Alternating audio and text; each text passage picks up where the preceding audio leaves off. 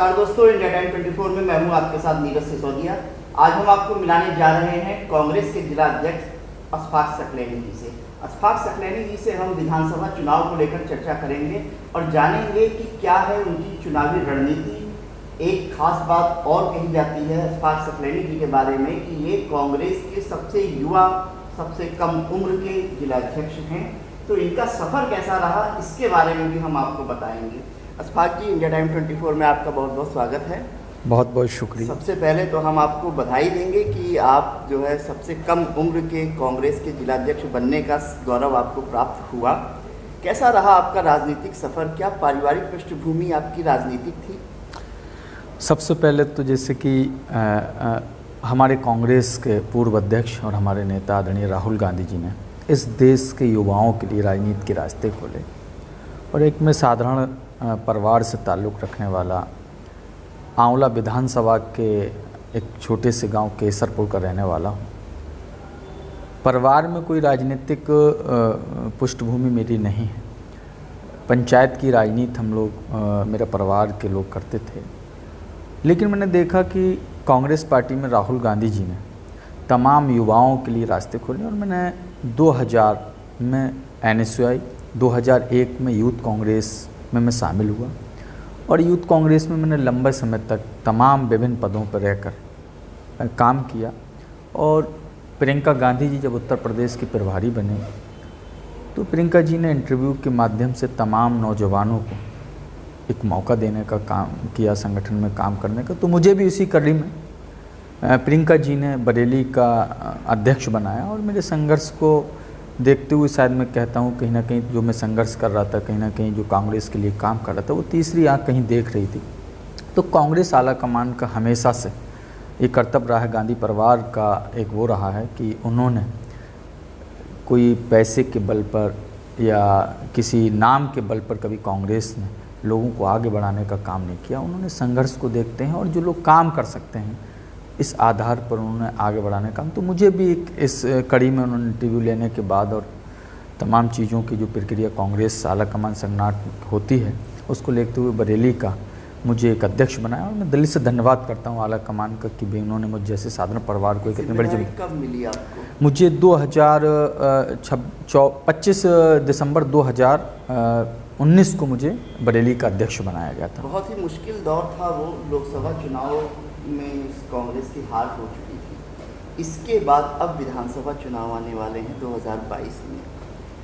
अभी भी आप जिला अध्यक्ष हैं। एक बहुत बड़ी चुनौती नहीं लगता आपको कि विधानसभा में कांग्रेस के लिए है और एक युवा चेहरे के लिए, नए चेहरे के लिए कितनी एक्सेप्टेंस होती है वरिष्ठ साथियों में कि जिला अध्यक्ष हमारा नया है? नहीं, देखिए यहाँ सवाल आपकी बात सही है कि कहीं ना कहीं चुनौतियाँ हैं, लेकिन चुनौतियों के लिए युवा बदलेगा। देश के अंदर आपने देखा कि नफ़रत का माहौल है, नफ़रत की दीवार को खड़ी करके भारतीय जनता पार्टी हो कहीं ना कहीं जाति विशेष की और धर्मवाद की राजनीति को उत्तर प्रदेश में बढ़ावा दिया गया है। प्रियंका गांधी जी और राहुल गांधी जी की सोच है और उस सोच को मैं आगे बढ़ा रहा हूँ। इस देश में नफ़रत की राजनीति को देश का युवा बदलेगा। तो युवाओं में एक अच्छा संदेश है। युवा चाहते हैं कि नफ़रत की राजनीति ख़त्म हो और भाईचारे कायम करते हुए गांधीवादी विचारधारा को, और जो राहुल जी और प्रियंका जी की सोच है कि युवा देश की राजनीति को बदलेगा, तो मुझे उम्मीद है कि 2022 में अच्छा परिणाम आएगा। बहुत अच्छी बात कही आपने कि जिस ओर युवा चलता है और ज़माना भी उस ओर ही चलता है, ये पुरानी कहावत है। तो विधानसभा चुनाव में बरेली के बेस पर हम बात करें, बरेली में ज़िले में 9 सीटें हैं। इन 9 सीटों पर कांग्रेस अपना वजूद फिर से वापस हासिल कर पाएगी? तो किन मुद्दों पर कर पाएगी? आपकी नज़र में बरेली ज़िले की विधानसभाओं के वो प्रमुख मुद्दे कौन से होंगे जिन्हें लेकर आप चुनाव में जाएंगे? मैं चूँकि ग्रामीण क्षेत्र से आता हूँ, जनपद बरेली में बड़ा हिस्सा ग्रामीण क्षेत्र आता है। 9 विधानसभा हैं, 2 सीटें शहर और कैंट महानगर में आती हैं, 7 विधानसभाएं देहात की जुड़ी हैं। जब मैं देहात के दौरे के अंदर जाता हूं, क्योंकि मैं भी देहात से आता हूं, तो मैं देखता हूं जो आपने मुद्दों की बात कही, इतने मुद्दे हैं। जब यहाँ स्वास्थ्य को लेकर जब सवाल होता है, मैं चूँकि 60 किलोमीटर मेरा गांव पड़ता है बरेली महानगर से, जब 60 किलोमीटर की दूरी पर वहाँ स्वास्थ्य के ये हालात हैं, कोई प्राइवेट अस्पताल नहीं, कोई सरकारी हॉस्पिटल में डॉक्टर्स नहीं, कोई इलाज की सुविधा नहीं, वहाँ का गरीब व्यक्ति जब बीमार पड़ जाता है तो वो 60 किलोमीटर एक किराए की गाड़ी करता है और वो यहाँ पर आता है, प्राइवेट हॉस्पिटल में दिखाता है। और कुछ ऐसे लोग हैं जो रास्ते में ही अपने दम को तोड़ देते हैं। तमाम क्षेत्र की समस्या है, ग्रामीण क्षेत्र की, तो मैंने देखा है कि स्वास्थ्य के हालात बहुत ख़राब हैं। मैं इस चीज़ को बड़ा गंभीरता से समझता हूँ। एक तरफ भारतीय जनता पार्टी की सरकार कहती है कि हम प्राइवेटेशन लगातार करती जा रही है कि प्राइवेटेशन करेंगे, और आपने देखा प्राइवेटेशन में स्वास्थ्य सबसे ज़्यादा प्रभावित हुआ है। और मैं इसलिए कहता हूँ प्रभावित होना कि आप प्राइवेट हॉस्पिटल में जाएंगे, इतनी मनसा इंसान की, हमारे आम नागरिक की हो चुकी है कि वो बेचारा सरकारी हॉस्पिटल में जाता है तो उसे 1 रुपये का पर्चा जो स्वास्थ्य के नाम पे बड़ा बजट उत्तर प्रदेश के अंदर बनता है, तो जब वो जाता है तो 1 रुपये की पर्ची तो बनवाता है, जब डॉक्टर के पास पहुंचता है तो ना तो वहाँ दवाइयाँ होती हैं। डॉक्टर आसानी से कह देते हैं कि आप अच्छे हॉस्पिटल में बरेली में चले जाइए, वहाँ पर आपको ये दिखाना है कि वहाँ इलाज करा लीजिए, वहाँ एडमिट की कोई सुविधाएँ नहीं होती। पहला मुद्दा आपका स्वास्थ्य का होगा। दूसरा मुद्दा क्या है? शिक्षा का सबसे बड़ा मुद्दा है। शिक्षा का अभाव है कि आपने देखा टीचर्स यहाँ पर नियुक्त कर दिए जाते हैं प्राथमिक स्वास्थ्य केंद्र के आधार पर। आपने देखा प्राथमिक पाठशालाओं को भी चलाया, कांग्रेस की सरकार ने उनको चलाया, लेकिन उत्तर प्रदेश 32 साल से उत्तर प्रदेश में कांग्रेस की सरकार। जिले की बात करें, जिले की मैं बात कर रहा हूँ, लेकिन जिले क्योंकि समस्याएं तो ज़्यादातर उत्तर प्रदेश की भी हैं, जिले की बात तो मैं आपको बताऊँगा, लेकिन उत्तर प्रदेश ये भी बहुत, भाई जिला कोई उत्तर प्रदेश से अलग नहीं है, और मैं उत्तर प्रदेश में ही जिला बरेली आता है। तो आप देखिए कि वहाँ पर टीचर्स जाते हैं, टीचर्स पढ़ाने के लिए कोई वो नहीं होता, और प्राइवेट स्कूल में क्यों उनको देखने वो मिलता है, जब टीचर्स वो उनको तनख्वाहें दी जाती हैं, सारी सुविधाएं मुहैया कराती हैं, उसके बाद भी शिक्षा प्रदान नहीं होती प्राथमिक पाठशाला। तो दूसरा मुद्दा, मेरा बड़ा मुद्दा शिक्षा को लेकर है, क्योंकि जब नींव रखी जाती है तो वो मजबूत नहीं रखी जाना चाहिए जिससे कि आगे को हो। तो हमारी जो शिक्षा की नींव है जो प्राथमिक पाठशाला से शुरू होती है, प्राथमिक पाठशाला से हमारी शिक्षा का कहीं ना कहीं सरकार की कहीं ना कहीं ये बड़ी कमी है कि वहाँ शिक्षा नहीं प्राप्त होती है और नींव कमज़ोर हो जाती है। जो आने वाले समय में मजदूर हो, गरीब हो, वो अपने बच्चों को नहीं शिक्षा प्रदान करता। तीसरा प्रमुख मुद्दा क्या होगा? तीसरा जो आपने जिले की बात की, मैं जिले पे आप देखिए गैर कांग्रेस की सरकार, कांग्रेस की सरकारों में इफ्को लगी थी, कांग्रेस की सरकारों में रबर फैक्ट्री लगी थी, कांग्रेस की में बिम्को लगी थी, जितनी फैक्ट्रियाँ लगी वो कांग्रेस की सरकारों में लगी। और लेकिन आपने देखा कि जब भाजपा की सरकार, जब कांग्रेस की सरकार नहीं, भाजपा की सरकार रही, समाजवादी पार्टी की रही, बहुजन समाज पार्टी, किसी भी सरकार ने उत्तर प्रदेश में कोई बरेली के अंदर कोई कारखाना नहीं लगाया। रोजगार कहाँ से मिलेगा? जो फैक्ट्रियाँ लगी थी कांग्रेस के ज़माने में धीरे धीरे बंद होती चली गई। इसका जिम्मेदार कौन है? ये बड़े मुद्दे हैं। बरेली के लिए मैं देखता हूँ कोई भी ऐसी चीज़ नहीं। Bharatiya Janata party smart city की बात करती है, भारतीय जनता पार्टी सबका साथ सबका विकास की बात करती है, तमाम बड़ी बड़ी घोषणाएं की जाती हैं। ये सारे चीज़ें सिर्फ कागजों पे दिखती हैं, उनके जवानों पे दिखती हैं, लेकिन आपने देखा मूलभूत बरेली के लिए कोई नहीं करा। हवाई अड्डा दिया है उन्होंने बरेली को। कांग्रेस की सरकार थी केंद्र के अंदर, नहीं रखी थी मनमोहन सिंह जी की सरकार में, और हमारे सांसद थे प्रवीण सिंह ऐरन जी, उन्होंने इसको मंजूर कराया था। फीता काटने का काम भारतीय जनता पार्टी ने जरूर किया, लेकिन ये भी कांग्रेस की देन है।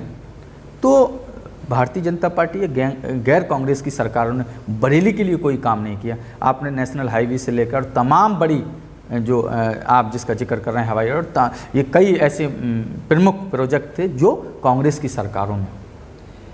वर्तमान में अभी आपने बात कही कि कांग्रेस की सरकार में ही विकास कार्य हुए और कारखाने, रोजगार मिले। पिछले 20 साल से आप बरेली शहर को देख रहे हैं एज ए राजनीतिक, विकास की जो रफ्तार है उसको आप किस नज़रिए से देखते हैं बरेली जिले की? कोई नई चीज़ नहीं हुई। बड़ा बजट होने के बाद भी बरेली के लिए ऐसी कोई चीज़ नहीं जो यादगार की जाए। सबसे बड़ी यादगार विकास उसको कहा जाता है, कोई रोजगार के साधन मिलना चाहिए, फैक्ट्री लगना चाहिए, जैसे मैंने जिक्र किया। कोई चीज़ नहीं लगी। सड़कें बना देना एक साधन हो सकता है, लेकिन विकास में नहीं आ सकता। विकास तो तब मिलेगा कोई अच्छी चीज़ हो। ये हवाई अड्डा सिर्फ इन्होंने फीता काट दिया, कांग्रेस के हमारे पूर्व सांसद प्रवीण सिंह ऐरन जी की पहल थी और मनमोहन सिंह सरकार में ये मंजूर हुआ। तो कोई चीज़ नहीं है। मैं देखता हूँ 20 साल में हमारा बरेली बहुत पिछड़ा है। तो इसको आगे बढ़ाने के लिए आपके विकास का विज़न क्या है? अगर आपकी पार्टी सत्ता में आती है, तो क्या विकास होगा और किस तरह का विकास होगा? कोई ड्रीम प्रोजेक्ट ऐसा है जो आप बरेली की जनता को देना चाहेंगे? कांग्रेस पार्टी के बरेली में अगर कांग्रेस को जनता ने अगर वाकई विश्वास जताया और हमारे विधायक यहाँ से बन के जाते हैं, जनता ने उन पर भरोसा जताया, तो सबसे पहले तो जो बेरोजगारी सबसे ज़्यादा बढ़ रही है, हम सबसे पहले यहाँ पर रोजगार के हेतु बड़ी फैक्ट्री लगाने का हमारा प्लान है।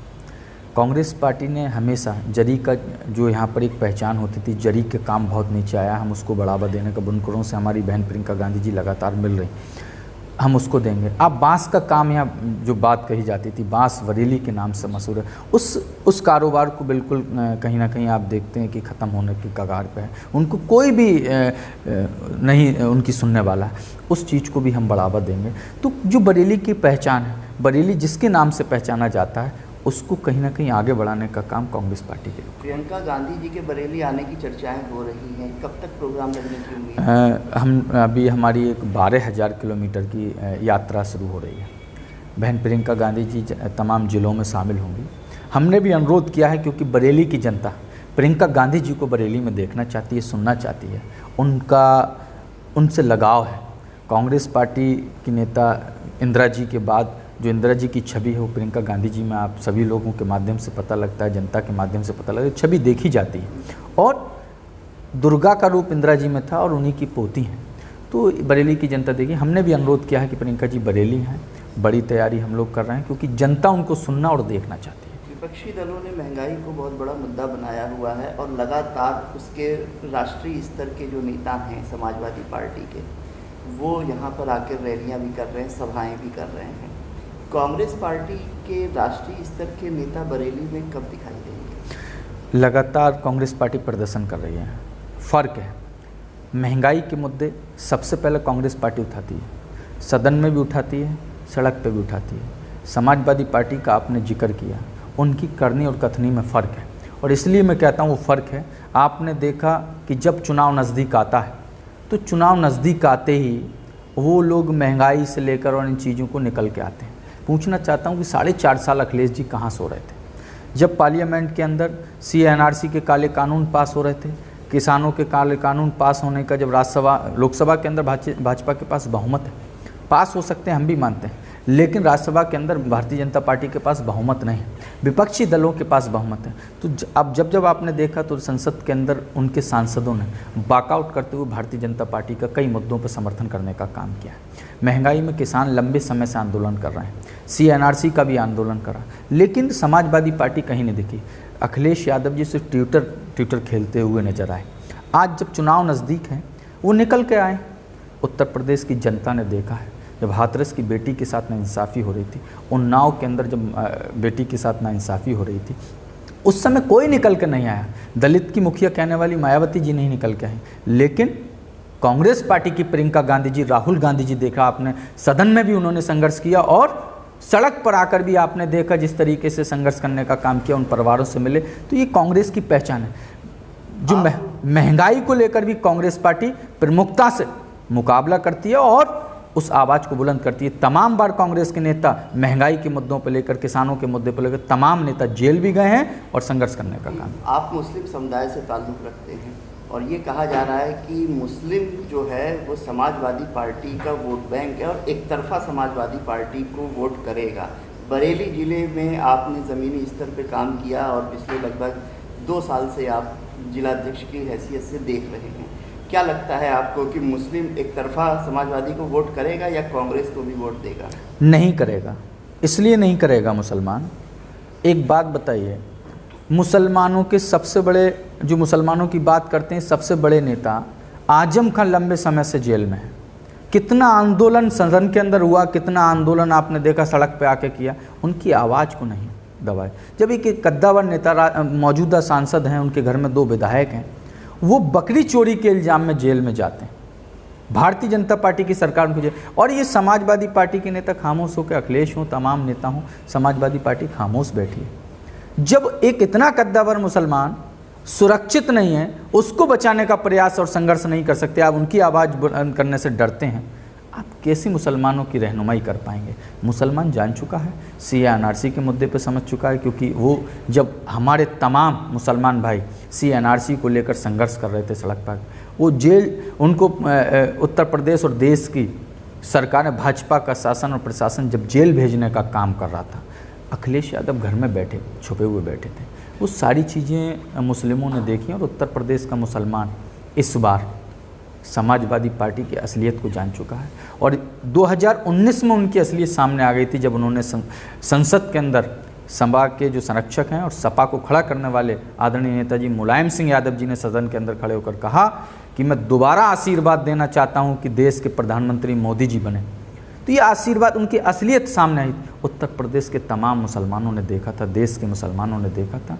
वो सबक सिखाएंगे कि उनकी चरित्र क्या है, उनका चेहरा क्या है। जब वो जनता के बीच आते हैं तो मुसलमानों को झूठी हमदर्दी जताने का काम करते हैं, और जब सदन के अंदर खड़े होते हैं, जब नेताओं के बीच में बैठते हैं, तो भारतीय जनता पार्टी को समर्थन करने का काम करते हैं। ये असलियत उत्तर प्रदेश के मुसलमानों ने समझा। तो इस बार समाजवादी पार्टी से गठबंधन होगा कांग्रेस का कि नहीं? ये आला कमान का फैसला है। मुझे नहीं लगता कि गठबंधन हो, क्योंकि बहन प्रियंका गांधी जी ने साफ साफ स्पष्ट कहा है कि हम अकेले चुनाव लड़ेंगे और अकेले चुनाव लड़ने में सक्षम है। हमारा संगठन ग्राम पंचायत और बूथ स्तर पर अब गठित हो चुका है। संगठन के बल में 2022 की चुनाव की तैयारी है, और प्रियंका गांधी जी के नेतृत्व में और संगठन के बल पर कांग्रेस पार्टी 403 सीटों पर चुनाव के लिए टिकट के लिए आवेदन हो चुके हैं या पहली बार, क्योंकि लंबे समय से मैं कांग्रेस से जुड़ा रहा हूँ, इस बार 60 से ज़्यादा आवेदन जनपद बरेली के अंदर कांग्रेस पार्टी से लोगों ने टिकट मांगा। 9 सीटों। क्या पुराने चेहरे भी रिपीट किए जाएंगे?